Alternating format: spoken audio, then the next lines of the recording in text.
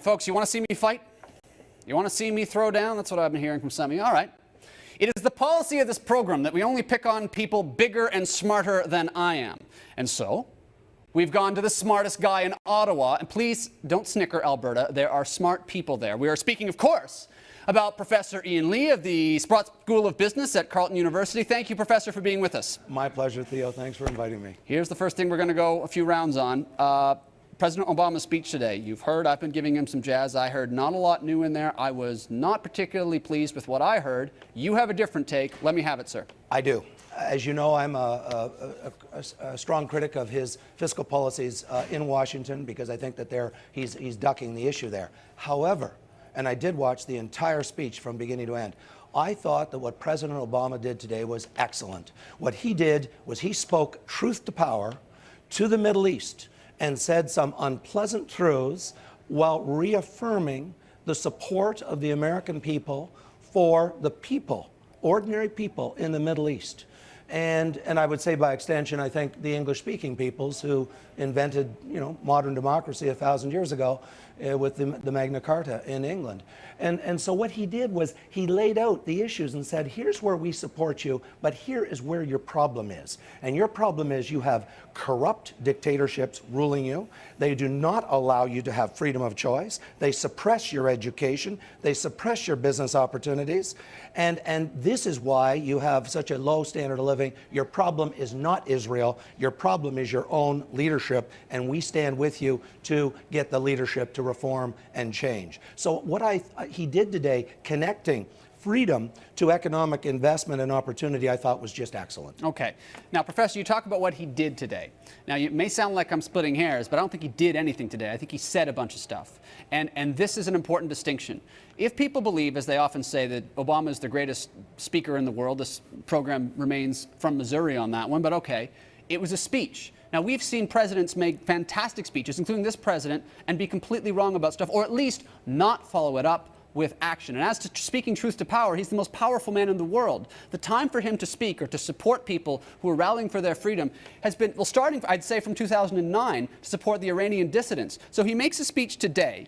He talks about sanctions for Syria, which frankly aren't going to do anything in the view of this program to help the people who are rallying in the streets there. He in terms of Israel, it sounded like he was drawing the same old moral equivalence between the Palestinians and the Israelis, between terrorism and settlements that you hear from the left all the time. And then he says, we're going to not only continue aid to let's say, Egypt, well, we don't even know who's going to be in charge. We're going to then forgive loans, which amounts to another $1 billion going to Egypt.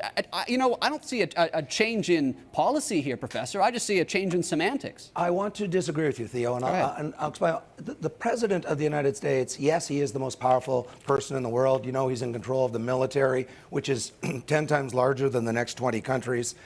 Nonetheless, a major part of the president's power or influence or authority is what Roosevelt, who we talked about a couple of weeks ago, called Theodore. And he said the power of the bully pulpit. And that was Theodore Roosevelt that coined that phrase. And the power of the bully pulpit can never be underestimated. I've traveled around the world many, many times teaching in third world countries, developing countries. I've taught 9 times in a country called Iran, by the way. And countries where there's a great deal of poverty and low income, they look up to the United States, and I would add to Canada. The lineups are longest outside the Canadian and American embassies for immigration permits compared to any other country in the world. People throughout the world see Canada and the United States as the beacon of hope and opportunity because we stand for something. Look, we went to Europe twice in the 20th century to save the Europeans from the Europeans because they were doing horrible things. And this is known around the world. And so the president has great influence, just the moral authority of backed up by the United States. And so this was an act. This is my point. You said he didn't act today. But giving that speech, singling out Syria and giving them a real trashing and a spanking was very significant. Singling out Iran again and singling out some of the other leaders and saying, you are failures, essentially, and you better get out and get out of the way, I thought was a very important step forward. Well, okay, but Professor, Where is the boldness? Where is the clarity in singling out Syria, for example, when Assad has been shooting his own people by the hundreds and thousands for weeks now? Yeah, okay. So the President of the United States says that's wrong, and the guy's a thug and a dictator. I guess that's progress, albeit measured. But this is what I mean. It's 6 months behind the start of this uprising. I mean, he references it. And I'll give him this, okay? I'll give him that at least he might have said some of the right things now. But our previous guest professor was talking about leading from behind.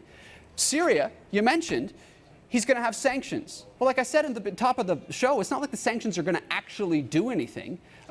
So, okay, I'll give the president this. He's doing the right thing way too late. And it's not as though there's any place else to go. Of course he condemns Syria. How could he not, Professor? Theo, I grant what you've said. I certainly would not disagree with what you said. It's empirically correct. However, remember, this goes back to the Second World War. So there's a 70-year, 80-year history where Western presidents, the American presidents, successive presidents, have essentially kicked the problem down the road.